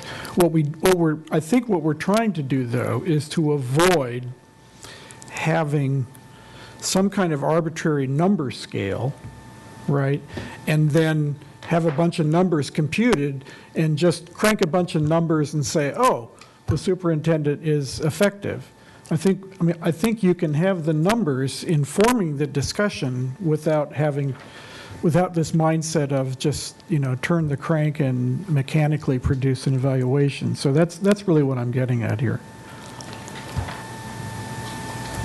To me, the bigger part of that was the problem, and I don't know that I'm going to find that now, was coming up with a scale of what those numbers mean. I thought that was the sticking point, so that's what I want you to explain to me. And I think the consensus is we don't want to have that, right? So I'm just saying that from the standpoint of when we get together as a board, in advance of that, we have used the first table, we've put in our numbers, and as individuals, we've got some numbers here. Those numbers can be aggregated in advance to just inform the discussion when we get together, and that's the point at which we actually come up with the board's evaluation. So is what you're saying, you wouldn't add them up to get a final cumulative rating, but you would have numbers? You would have the numbers, but again, you're not going to use that. Again, you're not going to use that to mechanically generate a result. It's just information that will be collected from 12 people. I don't know whose hand was up because I'm trying to find something. Who was next? Sandy and then Elizabeth? I guess the one area that I think gives me some concern is the 40%. I know the state's imposing it on us. They're not for the superintendent evaluation. No, but I mean for other things. Right. And whereas we do need to be very focused on academic progress, I worry that if this ends up being about the standardized test scores that we are skeptical about, and trying to find new measures. I see in part of it, it says high level of student academic progress with all population of learners, period. And then in the second and third columns, it says based on established standards. Is that to be read as standardized tests? No, because when you think of our student achievement goals, we also have goals 2 and 3. So we're choosing that our student achievement encompasses all of that. When we say academic progress? Right. We're doing, the real bottom line from the state is they're not requiring us to do anything specific. Okay. We don't have to use a certain measurement. We don't have to use value added. We don't have to do any of that. Okay. We just have to know that in our evaluation of the superintendent, we're going to have student achievement. So when I, as one board member, am looking at that, I can interpret what I use. I can pretty much interpret it. I can choose what I use to interpret that. Well, we're all going to choose to use the same thing, student achievement goals 1, 2, and 3. You don't want to get to the point that everybody... Not just goal 1, then. Yeah, you don't want to get to the point in your head that we're all using different things to evaluate, or it has to be equal. Okay. Does that make sense? It makes a certain amount of sense. I guess just as we're looking at the way we assess, that's going to affect this. It's going to interact with this. And because I think we pretty much all have some skepticism about where we are, I don't want the one to affect the other negatively. Okay. Elizabeth and Janie. I'm going to channel my colleague, Ms. Reed, for a second and come back up to 30,000 feet. An evaluation process from an executive team, it needs to be largely at an executive level, in my opinion. And while this has some interesting metrics, for me, this overly complicates without not a lot of value add. I can see doing this down in a more performance area basis for employees, but once you're talking about the basically the CEO level and a board's evaluation, the level of subjectivity that would have to go into this, because we don't manage this person on a day-to-day basis, it is so unquantifiable as to make this I don't think particularly practicable. I appreciate where this is going and the intent, and I think that the intent of it could be captured, but the actual calculation by each board member of measures to within, fractions of points and how that adds up, I don't think will change the outcome at the end, which would have been the part of the subjective conversation that is based on, the total performance of the superintendent as a member of LT and R1 direct employee. So I don't know what the end game is that would change if we went through this process, other than layering more machinations on the board members through the review process. I think we'd wind up at the same result. So, I appreciate the intent, but I don't see that it's practicable in terms of implementation and yielding a different result. I don't understand which, are you talking about the two different charts, or you're talking about it overall? I'm talking about the rating system. Okay. The rating portion of it is that I don't know that there's a value add there that would result in a different outcome than that which the board currently engages. Okay, thank you. Janie, then Ted. Okay, on the one hand, I agree with Elizabeth, and we will still end up with the same spot. However we end up making the sausage, the state has said we need to use the 7 standards. I don't want to reduce the superintendent's evaluation to a number. We are trying not to reduce children to numbers or teachers to numbers, and I sure don't want to reduce the superintendent to a number. We have used evaluations before where we reduced it to numbers, and it was not helpful. It didn't get us anywhere. So, but we are, and I guess, Ms. Smith, we have to do something based on the 7 standards. So I guess in the whether it's 1 chart or a 2 chart, if we, and I understand, Mr. Velkoff, and you're more of a numbers guy, even though you're a musical guy, music and numbers come together. You're saying you would sort of use this numerical thing to inform you personally as to do sort of the 2nd chart, right? Is that what you're telling me? Yes? No? Because you were trying to sort of combine the 2 of these choices, and my understanding from Ms. Smith, the 2nd choice is a little less of trying to reduce something to a number. So let me tell you how the state did this, but right. we decided to use 10s and 40 instead of 1s and 0. But here's how the state's thing went. If you added up all those numbers and did a calculation, 10 to 19 is unacceptable. 20 to 25 was developing needs improvement. 26 to 34 was proficient, and 35 to 40 was exemplary. We just didn't think that would help us get to where we wanted to get. Yeah, it reduces everything to a number. We didn't want to do that calculation. Okay.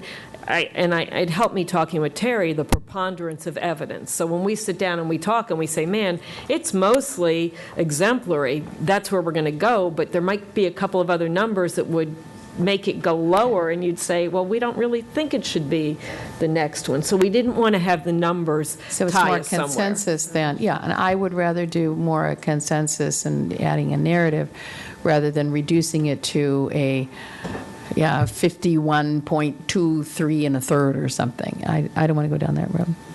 Ted?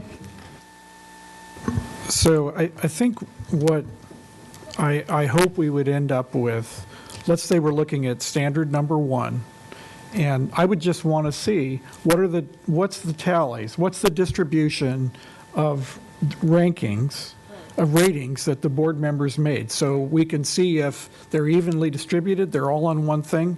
So, and we'll go through those one at a time, and as a board, we'll decide which one of those most sort of a accurately. scattergram. Exactly, Yeah. exactly. That's what I'm asking for as we go through each standard. And even Okay. if we pick the lower chart, you're going to see that just in words instead of numbers. Okay. I heard this stuff about the state not requiring the 40%, and first of all, they change their minds. And second of all, I frankly find it offensive that we're holding all of our employees to that standard that's based on student achievement, but we're not going to hold the superintendent? That doesn't make any sense. So I completely agree with the 40% here. Now, let's say that we're, as individuals, we're coming up with our assessment of Standard 7. So Ms. Evans and I may be looking at the same data, and this is true of all 7 standards. We're looking at the same data, and I may look at it and say, that's a 1. She's ineffective. Because I have certain mental images of what I think that student achievement should be, and to my mind, it's not met. Whereas in your view, you might look at the same data and say, this is wonderful, this is a 4. Well, that would be part of that discussion. But the fact that we're looking at factual data doesn't eliminate the values and the thought that each of us is going to bring to that data. So again, there's nothing mechanical about it. And we should be informed by data, but in the end, it's going to be our judgment. Patty? I agree with what Mr. Velkoff just said, and I think that this has now taken on a life of its own. I think we've gone past the spirit of what the requirement is, and I fear that, you know, we start losing the forest for the trees when we get into these detailed weightings and calculations and things like that. And I also agree, I was just thinking about achievement gap numbers as I was testing out in my mind, well, how would we, you know, rate? And I agree completely, because, you know, I may think, well, that gap is terrible, we're not making enough progress, and somebody else may think something else. So there's a bit of subjectivity in our ratings, but yet when we look at these numbers, all of a sudden it becomes so rigorous and so objective. So I'm fearful of that a little bit. So I guess back to what Ms. Schultz was saying about the calculation piece of it. I like the idea of providing the data, so to help you inform your decision and your judgment. And so I guess I would like more of the scattergram, or, you know, somehow to compile what the board members have said, right? Has to be done before we have the consensus closed meeting. Right, and that's where I think your real value will be, when we start having those rich discussions about, you know, something like achievement gap. What does the board feel? So, you know, this is, to me, is more of a worksheet almost. So my one caution is that you always have to evaluate somebody on what you said you would evaluate them on. And, you know, you're giving the example of achievement gap. Unless that is specifically stated as something that we're evaluating her on, it gets dangerous when people add that thing to their head of, oh, I'm going to evaluate her on that. So you just have to be specific. So when you talk about where we put in superintendent priorities, and that might fall into the strategic plan, that has to be stated specifically. So that's my one caution. I don't like when you pull a rug out from under somebody and they don't know they're going to be evaluated about a certain piece. So we just need to be clear and specific. That's why we put the indicators here of the data you're to use for your decision making. Are you good? Yeah. Okay, and I want to get us to some decision points because I'm stealing time from other people now. Janie? Yeah, that your point is well taken, Mrs. Smith, because there was a time when we were using very prescriptive numbers to evaluate, and it's very hard to do that because things change, and, you know, 100% closing of the achievement gap, and you've got to make this progress. We did that, and it's not a satisfying evaluation. Okay, so I'm going to look at page 5, and I want to know how many people prefer the top box to do the ratings and how many people prefer the bottom box. Dr. Garza, you wanted to say something? One clarifying, because you're selecting between the two boxes, I'm assuming the other place where I see it's different is the superintendent priorities. Would that go also on the first one? Yeah, we would have to add it. Because the only thing you're determining right now is whether it's a number or if it's a statement, judgment, like a statement. Correct. Right, we would have to add superintendent priorities. That was definitely missed that till the end. How many people would support the first box? Were you? I'm sorry, tell me where you are. Okay, I'm on page 5, It's up on the screen. So the top box, you would have to do your numerical calculations. So if you gave the superintendent a 4, you'd multiply it by 10, and you'd have a 40. Or if you gave her a 3, okay. So how many people prefer the top box? Okay, 2. How many people prefer the bottom box? None of the above. Yeah. C. None of the above. Yeah. Tammy?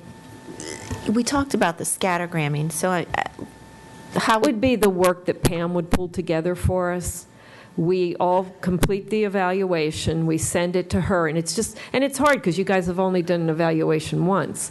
She will pull together that information, so we'll see how it will be on a form to show how this falls out with board members, and you'll have all the individual comments. based upon those categories, highly effective rather than a numerical, if you choose the second Right, it'll box. just be words instead of numbers. Okay. Okay, so how many people prefer the second box? Okay. And so then it would be the same thing on the other form that's individual. We would use the same box. So my last question is, Elizabeth? Ms. Smith, is there an option for we don't like either one? I mean, because that kind of get, I mean, I'd like to vote for what I said. So what does that mean, though? No, I think, and I want to validate Mr. Velkoff's comment that that the state changed the rules midstream. So I don't like that. I definitely don't like that, because to say the superintendent was going to be held to a 40% and then not 40%, it's like, okay, well, which is it? And how do you tie in a division's achievement if half the equation is about student achievement and the other half is like, well, as much or as little as you so choose. So I fundamentally have an issue with that. But if the answer is you don't have to do the 40%, then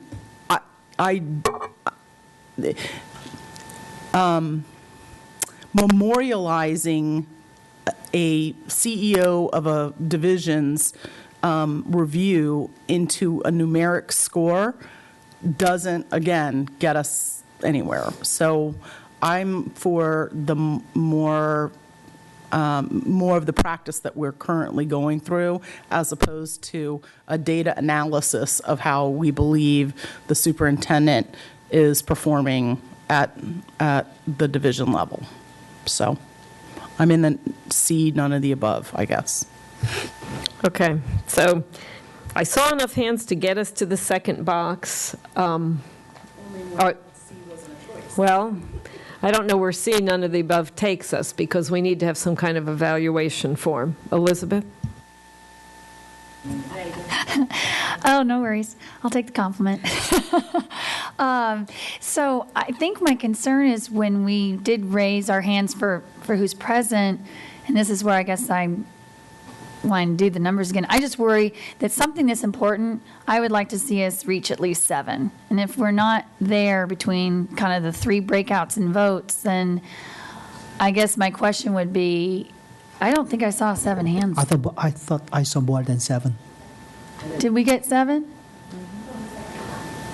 Oh, but I think the question was people didn't realize that there was something to vote for beyond just what we have. The reason why it's frustrating because we've worked on this for a year and we need a superintendent evaluation. Mrs. Smith, could we just ask for the show of hands again if they feel uncomfortable in voting But Chairman Moon, for I think my concern here is, and why I raised it is, I know we're anxious and we want to get through the agenda and all of that, but it is, as Ms. Smith said, and having served on it, along with Mr. Stork and Mr. Velkoff, is it was a lot of time investment. This is important. And if we don't have board support for it, then I think we got to figure out what the issue is, because just rushing through to get the votes, if we can cross it off our list, is not necessarily. I am just trying to see whether there are board members and how many who want to support alternative evaluation form, which we don't see yet, but I think Mrs. George and you seem to be supporting for something else. So I just want to see how many board members. No, my concern was that it sounded like in the end, if we were to say you don't have two choices, there's actually three, which is one of them is we're not there yet, and we take the vote with that understanding to see if we go with what's recommended, we may not get 7. Patty? So I just wonder if we need to have the board member ratings piece on there. I mean, to me, that's almost like the work that goes into your scattergrams. I mean, the input that we would provide, couldn't we still be doing the same thing? All this chart is going to do is put it somewhere so that it's easy for Pam to pull it together. She doesn't have to go through all the pages of the document and see that on number 1 you put highly effective, on number 2 you put effective. It's just putting it in one spot. The only reason the weighting is listed is if you're going to think of it in your head that the student achievement's more. It's really just for your thinking as we talk about this when we get to the final evaluation for the superintendent. So by picking the second one, it just makes it easier in one spot. You can see yourself without going through all the pages. This is how I rank the superintendent overall. You're not doing any numerical computation. The only reason the weights are there is because the committee was suggesting to the board that we wanted to keep in our heads that student achievement was 40%, just like the rest of our staff. But you wouldn't be doing a numerical computation here. I see. You see? Dr. Garza, do you have any comments or perspective on this, since you're the one that would be evaluated? The committee's spent a year on this. I will tell you that I've written an actual book on superintendent evaluation when I worked at TASA. These they're hard, and none of them are perfect. So probably if we continue to work on it, we're not going to find one that's perfect. I do think this is headed the right direction. I think part of this is seeing kind of where we go with strategic planning. I think we need to let this kind of happen. And then I think we have to look back at the OEs at the top to see where we are. And we could then be more explicit about what we're going to measure. And I also think the superintendent priorities piece around whatever we come up with in terms of strategic planning priorities. So I think this is headed the right direction. I understand the frustration because you're trying to anticipate what the outcome is going to be. I think to some extent you're just going to have to trust that the committee did some hard work on it, and I trust. Okay, I trust. Thank you. That's actually very helpful. Thank you. Sandy? I'm sorry if I'm being dense, but I want to clarify this. So at the end of the day, with box number 2, we are not going to end up with some number. No. Not even individually, nor as a group. Right. Good. Tell me. I just want to just add on to what Dr. Garza said. I think that may be part of the sticking point, because I think as you progress, and there's only one line in there, and you said at the top, because when I first read it, I said, why don't they have anything about the strategic plan in here? And it's at the opening paragraph. Because we don't have a plan, you can't really make, suggestions on how to evaluate on a plan you don't have. So we are kind of in this bit of a goo, for lack of, better explanation, until that's defined. So I think, I again do support what you're saying. If those people who are uncomfortable when you're filling it out, don't look at the weights, just don't look at the numbers. For those of us who want to do it, because I do understand Mr. Valkoff's advocacy, and I understand that as well. But I'm more in line with what you articulated as far as not allowing the numbers to lead, have the numbers be a place to show, but not allowing them to lead.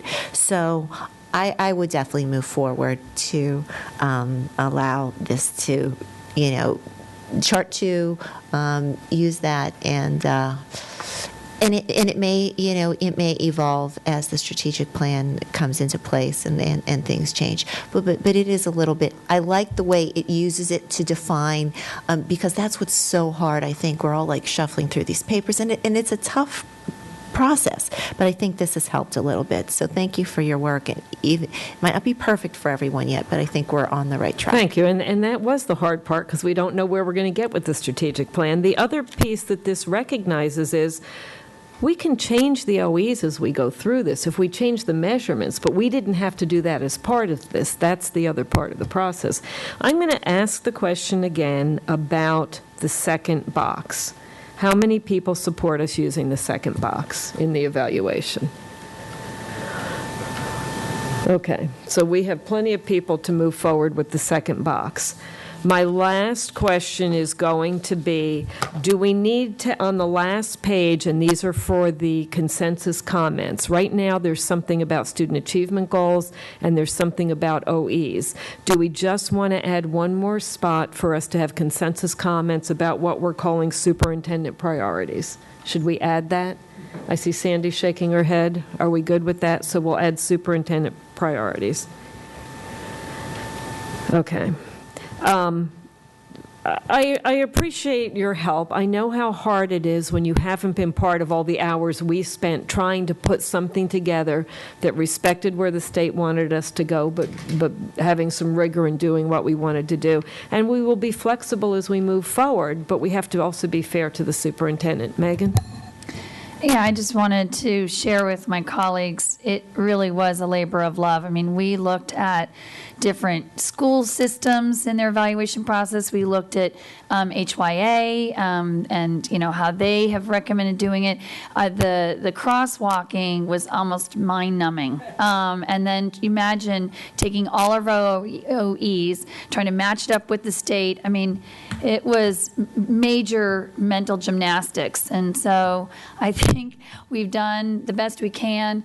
And Kathy, you've said it best. This will be a work in progress, but we need to have a starting point and then really let the strategic plan hopefully guide us forward in a better direction. And to Ms. Schultz especially, I appreciate you're asking us to really think as broadly as we can going forward, and I think you were absolutely heard, and we'll keep trying to make this get better along the way.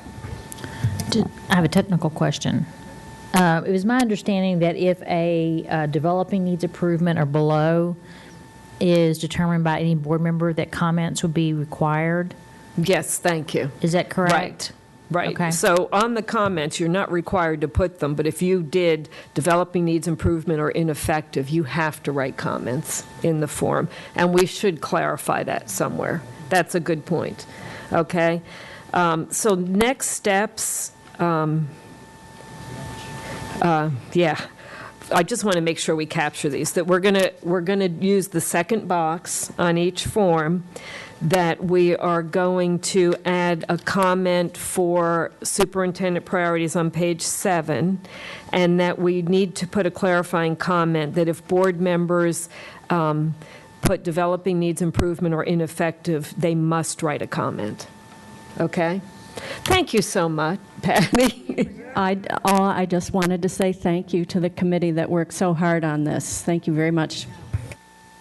Okay, lunch.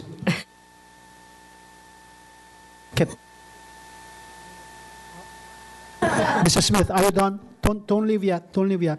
Don't leave yet. Announcement that there is a further change in the order of the meeting for the rest of the day. We'll take a lunch break for about half an hour, and then we'll go upstairs for the closed meeting. Closed meeting will have 2 topics, which motion I'm going to read. So, which means as far as audit discussion is concerned, we'll do a closed meeting first to be followed by public. We are about half an hour behind at this point. With that, let me read. Lunch is, by the way, right next door, 1610. But for the closed meeting, we are going to go upstairs in half an hour. So let me read the motion. The board will now make a motion to go into closed meeting. 1, to discuss and consider the employment assignment and appointment, promotion, and performance of specific public employees pursuant to Section 2.2-3711A1 of the Code of Virginia, and 2, to consult with the legal counsel and consultants pertaining to probable litigation and to discuss and consider reports related to the safety of persons using government buildings pursuant to Virginia Code Section 2.2-3711A7 and 2.2-3711A19. Is there a motion? Moved by Mr. Strauss and seconded by Mr. Church. All those in favor, will you raise your hand? The vote is unanimous. Thank you. We are in the lunch. Not I'm trying to follow what you did. So now we're back to this one. back to this. Fine. We're going to do shoreline. Okay. This one. So closed meeting is next.